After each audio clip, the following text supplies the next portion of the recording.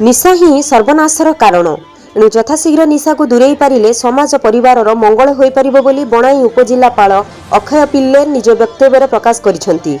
आज देवगां छक ठारू बणाई उपजिल्लापाल ऑफिस पर्यंत अनेक छात्र छात्री मानकु नै निशा मुक्त भारत अभियान एक विराट रैली रे लोक मानकु सचेतन कराइथिले। उपजिल्लापाल ऑफिस सम्मुखें अनेक युवपीढ़ी छात्र छात्री माने एकत्रित होई प्रतिज्ञा करथिले।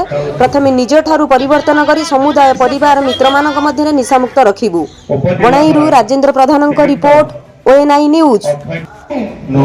निज मध्य निशामुक्त रखिबु कारण परिवर्तन निज ठारू आरंभ हेबा उचित। मुख्य उद्देश्य रही कि समाज को नशा मुक्त करवा, पर्टिकुलरली आम यंगर जेनरेशन रे सचेतन बढ़ाइबा।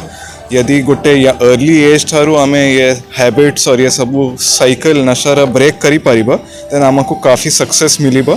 तो आमे चाहूचु मैक्सिमम अवेयरनेस क्रिएशन हो। अपन देखि पारुचंती कि आमर रैली रे स्टूडेंट्स मध्य अधिक संख्या रे भाग नहीं चंती।